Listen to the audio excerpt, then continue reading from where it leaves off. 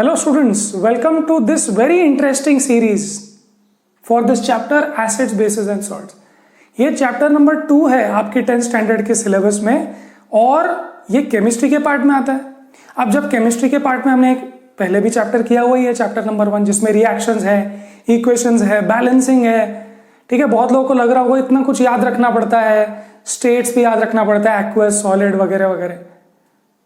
ये वाला जो चैप्टर है, ये वाला जो सीरीज है, प्लेलिस्ट है, इसमें आपको ये बात समझनी है कि ये बहुत रेलेवेंट है। ये चैप्टर बहुत रेलेवेंट है, मतलब ये आपके आसपास हर मटेरियल या तो एसिड में मिल सकता है, या बेस में मिल सकता है, या सॉलिड कैटेगरी में मिल सकता है। Let's take for an example, ऐसे तो बहुत सारे एग्जाम्पल्स होंगे, जैसे कि आपके स्टमक में एसिड प्रोड्यूस हो रहा है, उस एसिड से ही फूड डाइजेस्ट हो रहा है, राइट? आपके बाथरूम में जो आप साबुन से नहाते हो वो बेसिक है, ओके, वो बेस है। वैसे ही जो दही आप खाते हो वो एसिडिक है, जो दूध रॉ मिल्क जो होता है वो भी थोड़ा सा एसिडिक है, थोड़ा सा न्यूट्रल की तरफ है। जो पानी है वो थोड़ा सा न्यूट्रल या थोड़ा सा बेसिक की तरफ हो सकता है। जो जमीन की मिट्टी है वो एसिड भी हो सकती है, बेसिक भी हो सकती है, जैसे भी हो सकते हैं, depending on the conditions there. इसका मतलब हर चीज एसिडिक, बेसिक, और आपके बहुत सारे जो प्रॉब्लम्स होते हैं लाइफ में, जैसे कि फॉर एग्जांपल इनडाइजेशन का प्रॉब्लम हुआ जैसे आपको, so that is because of acidity sometimes. तो आप उसको कोई दवाई देते हो जो कि बेस है। सो ये सारी चीजें इतनी रेलेवेंट है, इतनी आपके रियल लाइफ से इंटीग्रेटेड है ये, कि ये बहुत इंटरेस्टिंग चैप्टर बन जाता है। हाँ, इसके साथ कुछ ना कुछ इक्वेशंस होंगे, और हम लोग इक्वेशंस क्यों लिखते हैं, हम लोग छोटे फॉर्मूला क्यों लिखते हैं? बिकॉज हम इतना लंबा लंबा लिखना नहीं चाहते ना। हम नहीं चाहते ऐसा लिखे कि हाइड्रोक्लोरिक एसिड, तो हम HCl लिखते हैं, है ना। हम बैलेंसिंग क्यों करते हैं? बिकॉज जितना मास रिएक्ट हुआ उतना ही मास प्रोडक्ट्स में आना चाहिए। सो कुछ लॉजिक है, कुछ चीजें हैं जिसकी वजह से आपको बहुत सा कुछ चीजें याद भी रखनी पड़ेगी, बट फाइनली ये बहुत इंटरेस्टिंग चैप्टर है। ठीक है, मुझे पढ़ाते समय बहुत मजा आता है, मुझे पढ़ते समय भी बहुत मजा आता है। There is so much to know. शुरू करते हैं फर्स्ट वीडियो। ये थोड़ा सा लंबा सीरीज भी होने वाला है, इसमें बहुत सारी छोटी छोटी चीजें हैं। चलो शुरू करते हैं फर्स्ट वीडियो।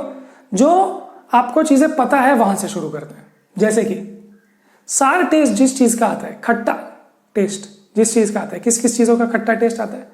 नींबू के अचार होता है उसका, या फिर इमली का, है ना, दही का, या फिर जो विनेगर होता है उसका खट्टा टेस्ट होता है। तो ये सब चीजें क्या है? आपने सुना होगा साइट्रिक एसिड, या फिर एसिटिक एसिड, या फिर जो इमली में होता है वो भी एक टार्टारिक एसिड होता है। बहुत सारे एसिड्स होते हैं। सो ये जो सार टेस्ट, खट्टा टेस्ट होता है, वो किसके लिए होता है? वो होता है एसिड। या फिर आप ये बोल सकते हो कि जहां एसिड है उसका टेस्ट खट्टा आएगा। आप हर जगह टेस्ट नहीं करोगे, आप हाइड्रोक्लोरिक एसिड, H2SO4, ये सब चीजें टेस्ट नहीं करोगे आप, बट जो रियल लाइफ में एसिड्स हैं उनको आपने टेस्ट किया भी होगा, उनका टेस्ट आता है खट्टा, सावर। फिर जो बिटर टेस्ट होता है, बिटर टेस्ट जिसका आता है, जैसे कि कभी आपने नहाते नहाते कभी साबुन आपके मुंह में चला गया होगा तो आपने देखा होगा। या फिर इनो जो होता है वो एंटासिड होता है, मतलब वो बेसिक होता है, बेस होता है वो। तो उसका थोड़ा सा कड़वा जैसा टेस्ट आता है। बिटर मतलब कड़वा टेस्ट आता है, ठीक है, अनप्लेजेंट। तो ये जो बिटर होता है that is because of base. ठीक है, अब जो लोग बहुत ज्यादा स्मार्ट है और जो लोग बहुत ज्यादा कुछ देखने की कोशिश कर रहे हैं, बहुत ज्यादा डिटेक्टिव बन रहे हैं, उनको रियलाइज होगा कि मैंने यहाँ पर रेड कलर और यहाँ ब्लू, आई होप आपको दिख रहा है, तो यहाँ मैंने ब्लू कलर यूज किया है। क्यों? बताओ। बिकॉज लिटमस पेपर का ये टेस्ट होता है। ठीक है, खैर हम उस पर आगे आने वाले हैं, इस पर अभी मत देखो। बट ये आपने पहले पढ़ा होगा, 1-2 साल पहले पढ़ा भी होगा कि सावर टेस्ट, खट्टा टेस्ट एसिड की वजह से होता है, और बिटर टेस्ट बेस की वजह से होता है। ठीक है, सो नाउ आपको और एक चीज पता होगी कि अगर एसिडिटी हो रही है तो आप क्या लोगे? Remedy for acidity. तो अगर एसिडिटी हो रही है, सपोज किसी को बहुत एसिडिटी हो रही है, इनडाइजेशन हो रहा है, ठीक है, और वो बोलता है कि मुझे कुछ इलाज चाहिए, मुझे अच्छा नहीं लग रहा है ना, उसको नींद नहीं आ रही, या रात में एसिडिटी होती है ना, कभी कभी एसिडिटी होती है, फिर आपको वॉमिटिंग जैसा भी फील होता है। तो ऐसे में आप क्या करते हो? एसिडिटी का अगर इलाज करना है तो आप उसको क्या दे सकते हो और क्या नहीं दे सकते हो, जैसे बताओ। एसिडिटी का अगर इलाज करना है तो आप उसको क्या दोगे? आप उसको एसिड थोड़ी दे दोगे। जैसे उसको एसिडिटी हो रही है, आपने बोला ये नींबू शरबत पी ले, अगर आपने उसको नींबू दे दिया और एसिडिटी, सो एसिड पे एसिड डालोगे तो इट इज लाइक पहले आग लगी हुई है उसमें और आप तेल डाल रहे हो, है ना। तो आप क्या करोगे? आग लगी हुई है तो उस पर क्या डालोगे? पानी डालोगे, उल्टा। सो जब एसिडिटी होती है तो आप क्या देते हो उसको आप बेसिक चीजें देते हो। बेसिक चीजें मतलब क्या?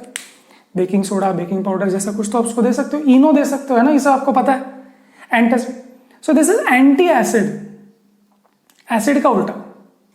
जब एसिड का उल्टा होगा तभी तो खत्म होगा ना प्रॉब्लम। एसिड में और एसिड डालोगे तो खत्म कैसे होगा प्रॉब्लम? क्लियर?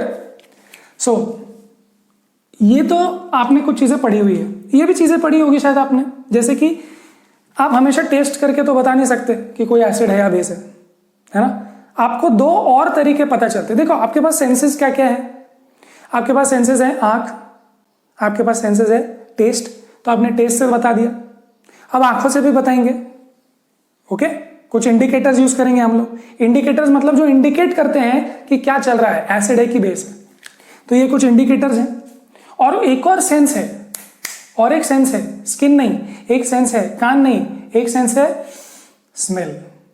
तो ये इंडिकेटर्स हैं जो आप यूज करोगे विद योर आईज समझने के लिए कि क्या चल रहा है, और ये जो इंडिकेटर्स है आप यूज करोगे स्मेल से, ओके। तो इसको आप विजुअल इंडिकेटर्स बोल सकते हो, एसिड बेस इंडिकेटर, और इसको बोल सकते हो ऑल फैक्ट्री इंडिकेटर्स। क्या बोलते हैं इसको? All factory indicators. इसके बारे में हम बात करेंगे थोड़ी देर में। तो ये ऑल फैक्ट्री इंडिकेटर्स है। ऑल फैक्ट्री का मतलब ही होता है रिलेटिंग टू स्मेल, ओके। तो आपके तीन सेंसेस यहां पर यूज हो रहे हैं। यहां पर यूज हो गया आपका टेस्ट, यहां पर यूज होगा आपकी आंखें विजुअल, और यहां पर सेंस ऑफ स्मेल। कानों से नहीं पता चल सकता एसिड है कि बेस है, और स्किन से भी पता कर सकते हैं। स्किन से पता करने का बहुत डेंजरस सा तरीका है, बट हम वो नहीं लेंगे अभी, ठीक है। So we will use our three senses to check if something is acid और बेस। चलो, सो ये जो इंडिकेट करते हैं हमारे लिए, हम एसिड और बेस को देख के नहीं बता सकते, पर कोई तो चीज होगी जो उसके साथ रिएक्ट करती है एक तरीके से, तो हम देख के बता सकते हैं अरे कुछ तो कलर चेंज हुआ, okay. So let's see this, okay. अब देखो ये जो there are two types of indicators, इसमें भी क्या सब चीज में आप बोल सकते हो। एक है नेचुरल इंडिकेटर और एक है सिंथेटिक। तो नेचुरल मतलब जो नेचुरली उपलब्ध है, जैसे कि रेड लिटमस, या लिटमस जो होता है वो लाइकेन से बना रहता है, तो लिटमस पेपर होता है नेचुरल इंडिकेटर। उसके बाद और नेचुरल में होता है टर्मरिक, हल्दी, है ना। हल्दी को अगर एसिड लग जाए, हल्दी को अगर बेस लग जाए तो उसका कलर चेंज होता है, तो उससे पता चल जाता है। उसके बाद एक रेड कैबेज भी होता है, रेड कैबेज देखा, रेड कैबेज, पर्पल कैबेज, तो उसका जूस निकाल के आप एसिड और बेस के साथ रिएक्ट करोगे तो कलर चेंज हो सकता है, okay. And then there are many synthetic indicators, okay, बहुत सारे। ये दो हमने यहां पर लिखे हुए हैं, फिनोल्फ्थेलीन और मिथाइल ऑरेंज। सिंथेटिक मतलब जो हमने लैब में बनाए हैं, वो किसी प्लांट या एनिमल से नहीं मिलते हमको, ओके, इस तरीके से। So natural and synthetic indicators बहुत सारे हैं, ओके।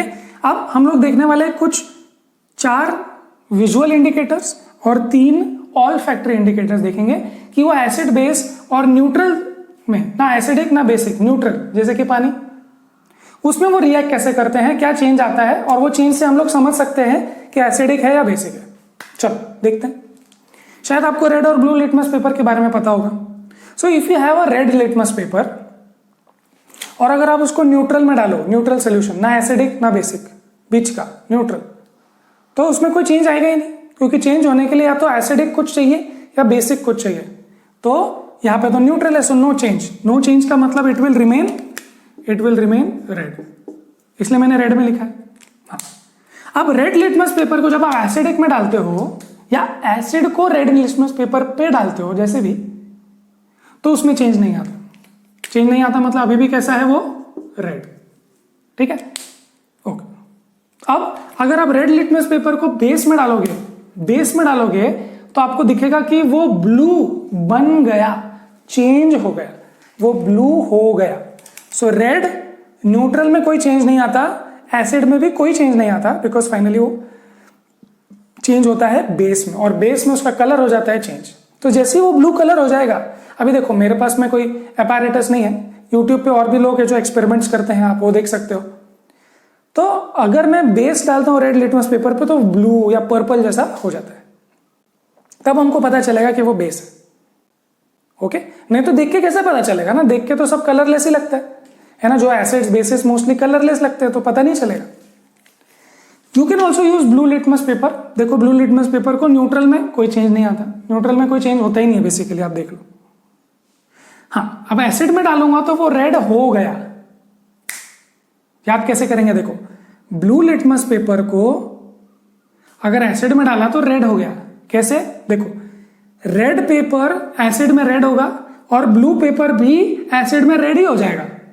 सो बेसिकली एसिड में कोई भी चीज हो वो रेड हो जाएगी। अब ये तो रेड ही है तो रेड ही है, ये ब्लू है तो रेड हो जाएगी, बिकम्स रेड। और याद करेंगे बेस में चीजें ब्लू ही रहती है, तो अगर ये रेड है तो इसका ब्लू होना पड़ेगा, और ये ब्लू है तो ये ब्लू ही रहेगा। ऐसे याद रखो, क्लियर है? तो इसको याद रखना पड़ेगा आपको, because you will do experiments in the class lab. तो लैब में एक्सपेरिमेंट्स करोगे, हम लोग देखने वाले हैं एक्टिविटी अभी। सो लैब में एक्सपेरिमेंट्स करोगे तो आपको पता होना चाहिए ना कि अरे मुझे एक रेड कलर दिखा, ब्लू लिटमस का रेड हो गया, तो ये कौन सी चीज होगी? तो आप बोलेंगे अरे ये तो एसिड होगी, राइट? सो आपको पता होना चाहिए कि ये कलर चेंजिंग का अर्थ क्या है। चलो next let's talk about synthetic indicators, जो कि है फिनोल्फ्थेलिन। अब ये फिनोल्फ्थेलिन और मिथाइल ऑरेंज बहुत यूज होते हैं because they are in liquid form, और इसको आप न्यूट्रलाइजेशन रिएक्शन या फिर टाइट्रेशन बोलते हैं, उसके लिए यूज करते हो। 11th स्टैंडर्ड में होता है ये एक्सपेरिमेंट, आई थिंक, या 9th में भी, 10th में भी है, I don't know, I think पहले तो था, अभी का नहीं पता। सो फिनोल्फ्थेलिन, इसको कभी कभी PH भी लिखते हैं शॉर्टकट में, PH। ये देखो ये PH और ये PH, तो शॉर्ट फॉर्म में PH भी लिखते हैं। मैं भी कभी PH लिख लूंगा, या आपके टीचर लिख लेंगे, कोई प्रॉब्लम नहीं, आप लोग एग्जाम में मत लिखना। सो नाउ फिनोल्फ्थेलिन जो सोल्यूशन होता है वो कलरलेस होता है। फिनोल्फ्थेलिन सोल्यूशन एक केमिकल है, इट इज कलरलेस, उसका एक्वस सोल्यूशन कलरलेस होता है। उसको मैं एसिड में डालता हूं या एसिड उसमें डालता हूं तो कोई चेंज नहीं दिखता, है ना। मतलब ये कि अगर मैं फिनोल्फ्थेलिन में एसिड डालूं तो कुछ चेंज ही नहीं हुआ। देखो फिनोल्फ्थेलिन में अगर मैं न्यूट्रल सोल्यूशन डालूं तो भी कोई चेंज नहीं, एसिड डालूं तो भी कोई चेंज नहीं। समझ में आ रही बात? इसका मतलब ये है कि मैं अगर फिनोल्फ्थेलिन से मुझे किसी ने पूछा कि ये लो फिनोल्फ्थेलिन और बताओ कि ये न्यूट्रल है या एसिडिक है, तो मैं बता ही नहीं पाऊंगा, क्योंकि ये दोनों सेम ही दिख रहे हैं ना, ये दोनों में कलरलेस है। वो मैं बोलूंगा अरे ये न्यूट्रल है या एसिडिक है, पता नहीं चल रहा, बिकॉज ये दोनों एक जैसे ही लग रहे हैं मेरे को। क्लियर? सो याद रखना, किसी ने पूछ लिया आपको कि फिनोल्फ्थेलिन से न्यूट्रल और एसिडिक आप समझ पाओगे क्या डिस्टिंग्विश कर पाओगे क्या? नहीं कर पाएंगे। क्लियर? हाँ, क्या बेस पता कर लोगे आप? बिल्कुल कर लोगे। फिनोल्फ्थेलिन में अगर आप बेस डालो, देखो बेस भी कलरलेस है, देख के नहीं समझता। बेस अपने आप पिंक नहीं है। अगर आप बेस को, जैसे कि for example, I will give you an example तो अच्छा रहेगा, NaOH, this is a basic sodium hydroxide.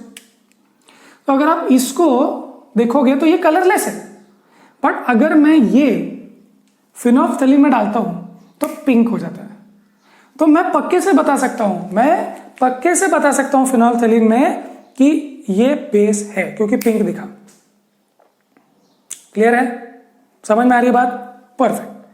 Methyl orange as the name suggest it is orange, तो न्यूट्रल सोल्यूशन में कोई चेंज नहीं होगा, वो ऑरेंज का ऑरेंज रहेगा। बट जब उसमें एसिड डालेंगे या एसिड में मिक्स करेंगे तो इट विल बिकम रेड या फिर रेडिश ब्राउन, ऐसा कुछ, तो आप बोल सकते हो रेडिश ब्राउन, ऐसा कुछ कलर हो जाता है उसका, रेडिश ब्राउन, थोड़ा डार्क रेड जैसे। So methyl orange becomes red acid में, मतलब ऑरेंज बिकम्स डार्कर इन ये। कैसे याद रखेंगे? देखो ये रहा, एसिड मतलब रेड, बस एक चीज, फिनोल्फ्थेलिन में उसका कोई कलर नहीं होगा, बस। Okay, now in methyl orange in base will become lighter colour, ऐसे आप सोच सकते हो, it will become yellow. Okay, आपको याद रखना पड़ेगा। कैसे याद रखेंगे, फिर से एक बार। रेड लिटमस या ब्लू लिटमस जो भी हो, एसिड मतलब रेड कलर लिटमस में, और बेस मतलब ब्लू कलर। अब अगर ये रेड है तो ब्लू हो जाएगा, और ब्लू है तो ब्लू ही रहेगा। क्लियर? और न्यूट्रल में तो कोई चेंज होगा ही नहीं, जो है वही रहेगा, कोई प्रॉब्लम नहीं।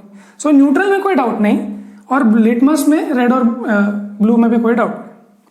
हाँ, फिनोल्फ्थेलिन में आपको याद रखना है वो कलरलेस है, और एसिड में उसका कुछ नहीं बिगाड़ सकता। फिनोल्फ्थेलिन इतना पावरफुल है, ऐसा सोचते हो आप, कि उसका एसिड कुछ बिगाड़ नहीं सकता। बेस से उसका कलर पिंक चेंज हो जाता है। ठीक है, ओके। सो फिनोल्फ्थेलिन इन बेस बिकम्स पिंक, या it shows pink. Methyl orange is orange, वो बन जाता है रेड, डार्क बन जाता है एसिड में, मतलब रेड ही है, और इसमें बन जाता है येलो का, ऑरेंज का एक दूसरा भाई वाला शेड, ऐसे याद रखो आप, विच इज येलो। क्लियर है? मेरे पास येलो कलर नहीं था, ऑरेंज कलर नहीं है, तो मैंने नहीं दिखाया। क्लियर है? परफेक्ट है, गुड। अब there are some olfactory indicators. मैंने बताया ऑल फैक्ट्री इंडिकेटर्स का मतलब क्या है, कि जो sense of smell, okay, all factory का मतलब सेंस ऑफ स्मेल,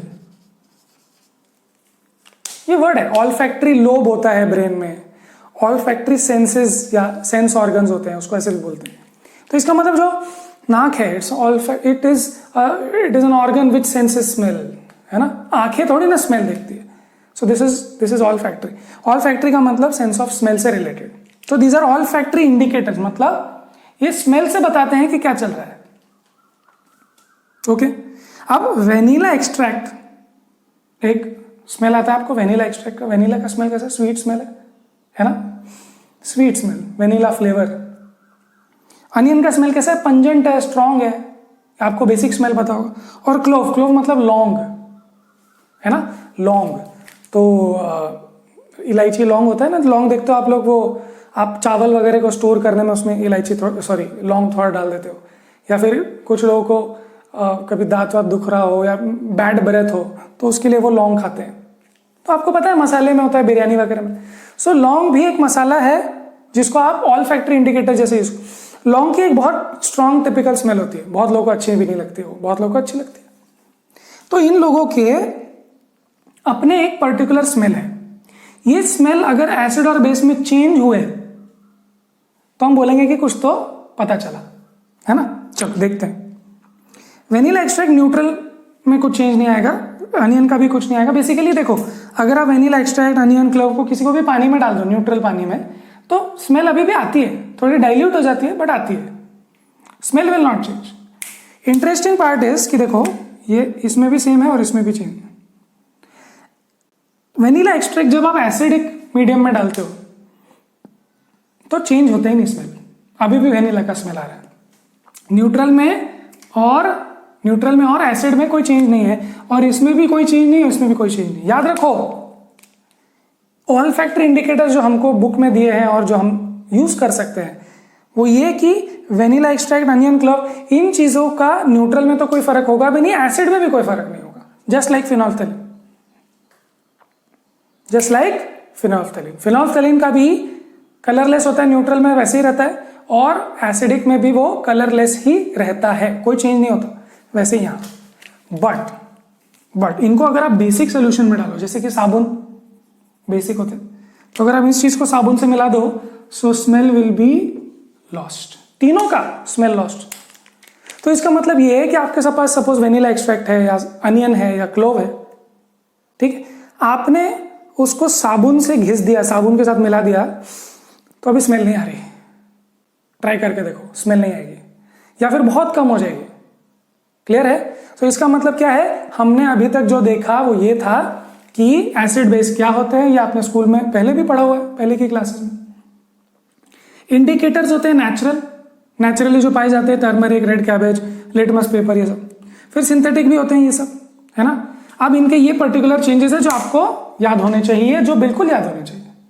ओके, फिर ऑल फैक्ट्री इंडिकेटर्स है जो स्मेल से समझ में आते हैं, सेंस ऑफ स्मेल।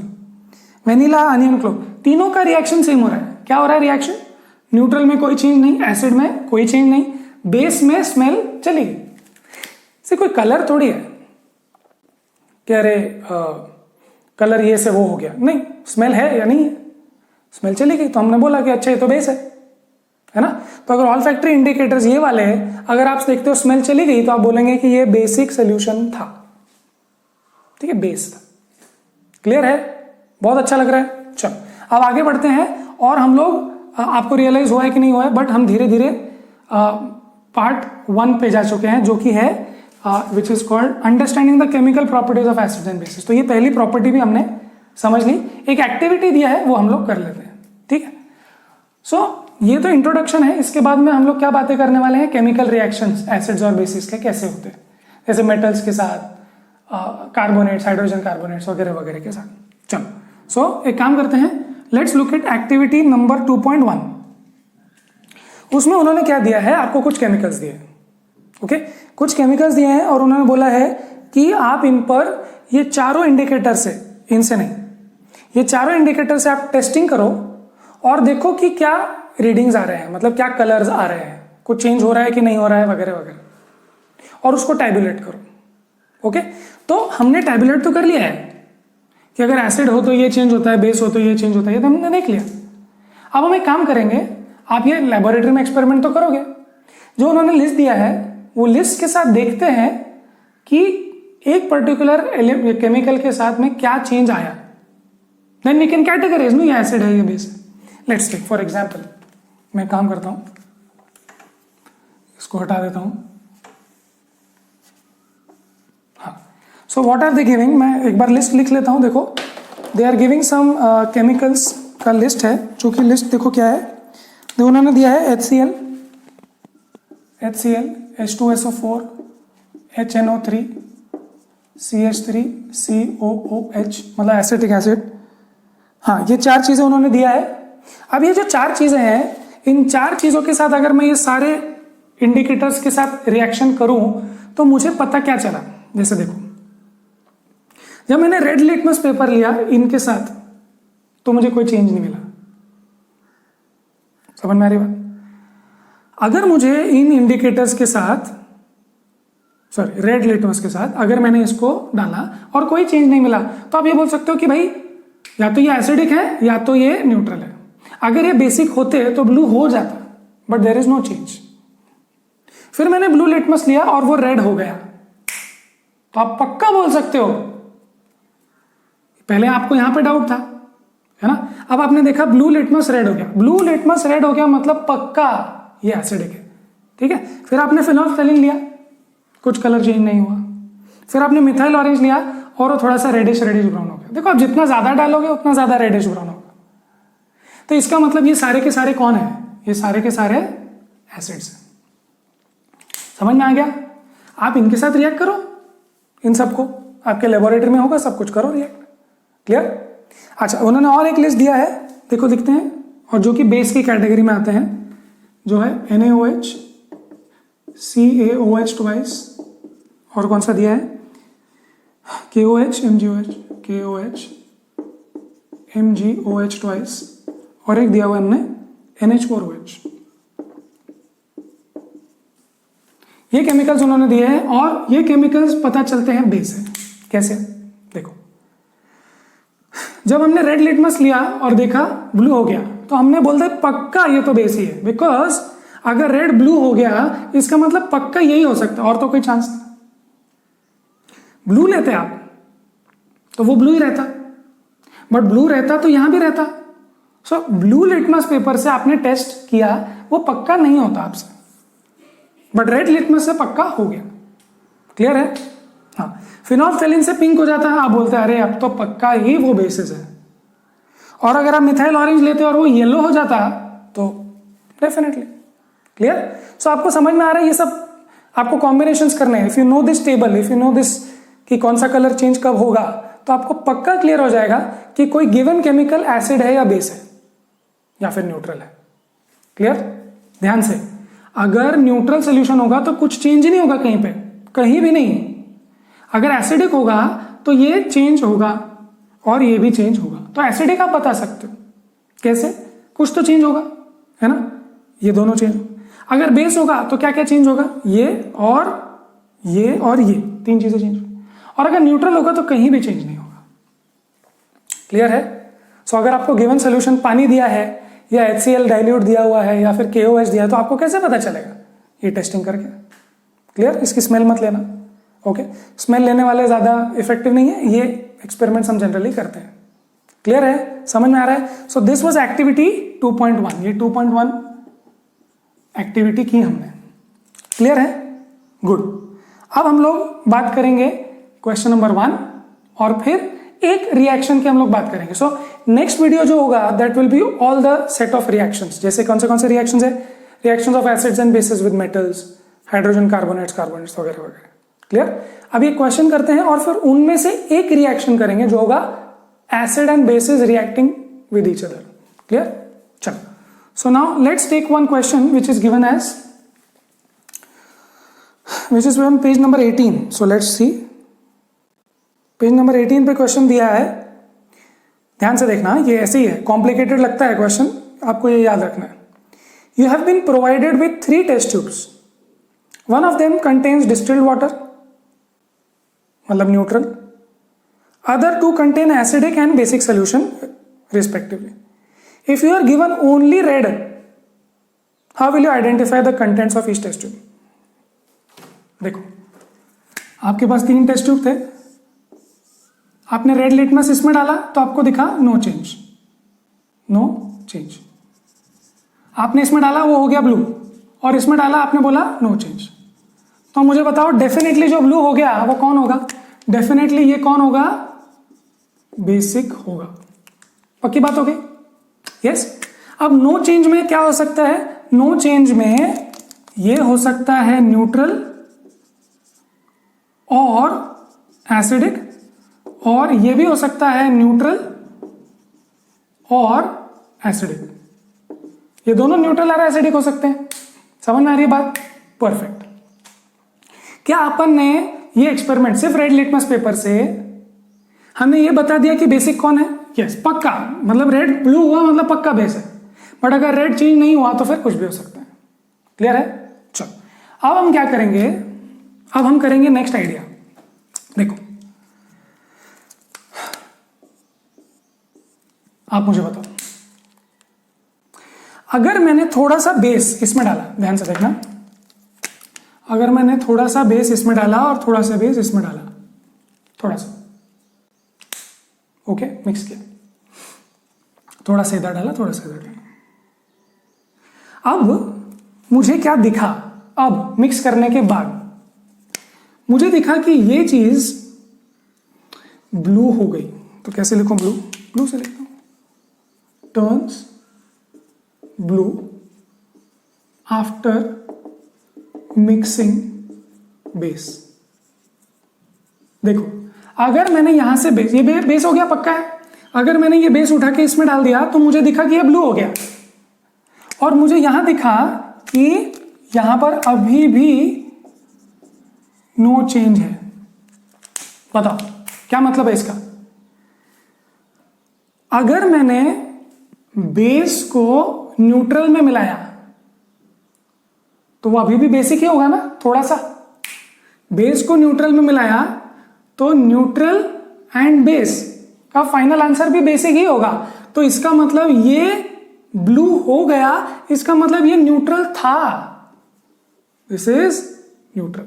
समझ में आई क्या बात? देखो फिर से, अगर मैंने बेस को न्यूट्रल में मिलाया तो ये बेसिक हो गया, अगर ये बेसिक हो गया तो ब्लू हो गया। यहां देखो, अगर मैंने बेस को इसमें मिलाया, एसिड में, बेस को एसिड में मिलाया तो क्या हुआ? तो हुआ क्या? तो ये कैंसिल हो गया, न्यूट्रलाइज हो गया, न्यूट्रल हो गया। तो अगर बेस को एसिड में मिलाया और चेंज फिर से नहीं हुआ तो आप बोलेंगे अरे ये तो फिर से न्यूट्रल लग रहा है, मतलब फिर से नो चेंज लग रहा है। इसका मतलब ये पक्का होगा एसिडिक। देखो फिर से, ये एसिडिक था, हमने समझा, ये बेसिक है। एसिड और बेस को अगर इसमें मैंने मिला दिया, इसमें बेस मिला दिया, और एसिड और बेस क्या हो जाते हैं? न्यूट्रल हो जाते हैं। सो इसका मतलब यहां पर डाला तो बेस दिख रहा है और यहां डाला तो अभी कुछ भी नहीं दिख रहा है। इसका मतलब ये पक्का एसिडिक होगा। समझ में आ रही है बात? फिर से बताऊं, देखो फिर से फर्स्ट है, रेड लिटमस को अगर मैं न्यूट्रल में डालूं या एसिड में डालूं या बेस में डालूं तो बेस में चेंज दिखेगा, मतलब बेस पता चल जाएगा, फर्स्ट स्टेप आउट। अब इन दोनों में चेंज पता करना है, तो एसिड को बेस को न्यूट्रल में मिलाओ, बेस प्लस न्यूट्रल, बेस को अगर मैं न्यूट्रल में मिलाऊंगा, इसको हटा देते हैं, अगर मैं बेस प्लस न्यूट्रल सॉल्यूशन, तो वो बेसिक ही होगा, अभी बेसिक होगा। बट अगर मैंने बेस को एसिड से मिलाया तो वो अभी न्यूट्रल, मतलब एसिड प्लस बेस न्यूट्रल हो जाते हैं और वो अभी भी एसिडिक ही होते हैं बेसिकली, पूरा न्यूट्रलाइज नहीं हुआ। बट यहां जैसे आपने मिलाया थोड़ा सा बेसिक हो गया, सो ये हो जाएगा ब्लू और ये अभी भी न्यूट्रल या एसिडिक, ये हो जाएगा अभी भी रेड ही है। सो अब आपको समझ गया, क्लियर है। सो कैसे टेस्ट करेंगे, रेड से ब्लू का पक्का पता चलता है, इन दोनों का पक्का पता नहीं चलता। बेस को एसिड से मिलाएंगे तो न्यूट्रल हो सकता है, तो फिर भी चेंज नहीं आएगा, और बेस को न्यूट्रल से मिलाया तो अब वो बेसिक हो गया, तो अब चेंज हो जाएगा। Clear, good. चलो now let's move on to the first reaction, जिस पे 2 क्वेश्चंस भी हो जाएंगे जो बिल्कुल इसी से रिलेटेड है, तो आपको और बेटर समझ में आएगा। चलो नाउ दैट रिएक्शन इज थोड़ा सा आपकी लिस्ट में आगे। अगर हम एसिड्स और बेस को साथ में मिलाते हैं तो क्या होता है, हमने देखा न्यूट्रलाइज हो जाता है। सो let's C, the basic reaction is acid plus base gives salt and water. ये बिल्कुल आपको याद रख लेना चाहिए, परफेक्ट। जैसे कि ये देखो, ये एसिड है, ये बेस है, अगर इन दोनों को मिला दूंगा तो क्या होगा, इन दोनों को मिला दूंगा तो सॉल्ट और वाटर बन जाएगा। लेट्स टेक एन एग्जांपल, वही वाला HCl और NaOH को मैंने मिला दिया तो मुझे क्या मिलेगा, देखो ध्यान से देखना, मुझे इसमें से वाटर निकालना है, तो मतलब यहां से H और यहां से OH निकाल लो तो H2O बन जाएगा, और बचा क्या, NaCl, सॉल्ट। क्लियर, देखो सॉल्ट इज NaCl और जो बच गया इधर से उधर से वो है H2O, हो गया salt and water. Clear, perfect. चलो अब HCl को इसके साथ मिलाते हैं, MgOH ट्वाइस के साथ मिला दें कि कुछ और मिला है। ओके चलो H2 इसके साथ ही मिला लेते हैं। So HCl, basically HCl is in your stomach, तो ये एग्जांपल ले लेते हैं, और MgOH twice, sorry equal to नहीं, गिव्स। तो अगर आप इसको देखोगे तो ये क्या देगा, ध्यान से देखना, Mg और ये Cl बन जाएगा, सो MgCl2, अभी बैलेंसिंग नहीं कर रहे, प्लस H2। देखो ये OH वाला कंपोनेंट और ये H वाला कंपोनेंट एक साथ मिल जाएंगे और Mg और ये बाद में अलग मिल जाएंगे। ध्यान से देखो, ये और ये, अब बैलेंसिंग नहीं हुआ है, करते हैं बैलेंस। यहां तक समझ में आया, this is salt and this. अब ये जो रिएक्शन जो हमने किया, ये reaction is, so this thing is called milk of magnesia. ये एक बेसिक सोल्यूशन है, ये एसिडिक है, ये बेसिक है। ये एसिडिटी के केस में आप इसको लेते हो तो आपका एसिडिटी सॉल्व हो जाता है। ठीक है, नाउ इसको बैलेंस कर लेंगे, करेंगे बैलेंस। देखो Mg एक ही है, सो नो प्रॉब्लम, आपने पिछले चैप्टर में पढ़ा है बैलेंसिंग। Mg एक ही है, Cl यहाँ 2 है तो यहाँ पे 2 करना पड़ेगा। क्लियर, अच्छा अब यहाँ 2H और यहाँ 2, तो ये 2 करना पड़ेगा। तो देखो oxygen 2 oxygen 2, hydrogen 4 hydrogen 4, Cl2 Cl2 और Mg Mg। करेक्ट है, कोई प्रॉब्लम तो नहीं, परफेक्ट। ओके, सो यही आपका क्वेश्चन नंबर 14 भी बनता है एक एक्सरसाइज में। ओके, क्या बोलते हैं, व्हाट इज न्यूट्रलाइजेशन रिएक्शन, तो इसको क्या बताया गया, यह है न्यूट्रलाइजेशन रिएक्शन। ठीक है, स्पेलिंग में कभी Z हो सकता है, कभी S हो सकता है, वो इंग्लिश चलता है। यहां पर भी OU लिख सकते हो या O लिख सकते हो, ब्रिटिश और US English. Anyway, so this is neutralization reaction. What is neutralization reaction? That acid and base combine together to form salt and water. Perfect, समझ में आ गया। And give 2 examples, तो आपने 2 examples भी दे दिए, देखो ये 2 examples आप दे सकते हैं। चलो, let's do exercise number, question number 3, which says, ध्यान से देखना, ये थोड़ा सा मैथमेटिकल है, and this is the last part। चलो इसको हटा दिया जाए, yes, They are saying question number 3 that 10 ml solution of NaOH is found to completely neutralize 8 ml of HCl. ध्यान से देखो, 10 ml NaOH, कौन है NaOH बताओ, NaOH कौन है? ये NaOH इज बेस, देखो ये रहा बेस और ये है एसिड. सो 10 ml NaOH और 8 ml HCl सोल्यूशन. ठीक है, कॉन्सेंट्रेशन अलग अलग हो सकता है, आप उसका लोड मत लो, वो अलग बातें हैं. पर देखो 10 ml NaOH और 8 ml HCl ये दोनों एक दूसरे को न्यूट्रलाइज कर चुके हैं. So they are saying is found to completely neutralize, पूरा न्यूट्रलाइज कर दिया, मतलब पूरा ही रिएक्शन कंप्लीट कर दिया. ओके हाँ, मतलब न्यूट्रलाइज हो गया. Now what they are saying is कि अगर मैं 20 ml NaOH लूं उसी कॉन्सेंट्रेशन का, तो x ml HCl कितने ml HCl को वो न्यूट्रलाइज करेगा बताओ. If we take 20 ml of the same solution of NaOH, the amount of HCl solution, same solution मतलब same concentration, required to neutralize it, बताओ कितना लगेगा न्यूट्रलाइज करने को. वेरी सिंपल, ये डबल हो गया तो ये भी डबल हो जाएगा. भाई 10 के लिए 8 ml चाहिए तो 20 के लिए 16 ml चाहिए ना. तो ये answer is x is equal to 16 ml of HCl. Clear? So हमने कर लिया क्वेश्चन 1, 14 एंड 3. ओके, देखो इस वीडियो में हमने क्या क्या बात की. हमने बात की एसिड्स बेसिस कैसे होते हैं, कैसे रिएक्ट करते हैं इंडिकेटर्स के साथ. फिर हमने देखा कि कुछ लिस्ट है जो आपके लैबोरेटरी में होंगी, कुछ केमिकल्स की लिस्ट है जिसको आप टेस्ट करो तो आपको पता चल जाएगा. ठीक है, फिर हमने ये भी देखा एक क्वेश्चन में, एक क्वेश्चन हमने देखा था जिसमें हमको पता चला कि रेड लिटमस पेपर अकेले से हम पता नहीं कर सकते, हमको कुछ करना पड़ेगा मिक्सिंग. बट अगर रेड और ब्लू दोनों दिया आपको तो पक्का आप बता सकते हो. यस. फिर हमने देखा कि एक टाइप का रिएक्शन ये वाला, ठीक है, हम बाकी के रिएक्शंस भी करेंगे. एक टाइप का रिएक्शन ये है न्यूट्रलाइजेशन, मतलब एसिड्स और बेस अगर मिल जाए तो वो सॉल्ट और वाटर देते हैं, इसको बोलते हैं न्यूट्रलाइजेशन. क्लियर है? चल, सो इस वीडियो में इतना ही.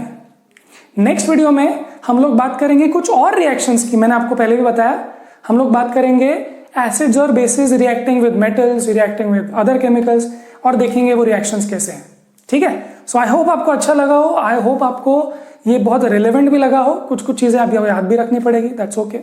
ठीक है, सो नेक्स्ट वीडियो में मिलते हैं जहां हम रिएक्शंस की बातें करेंगे. तब तक ये वाला वीडियो देख के आना और इन जनरल पढ़ाई करते रहें.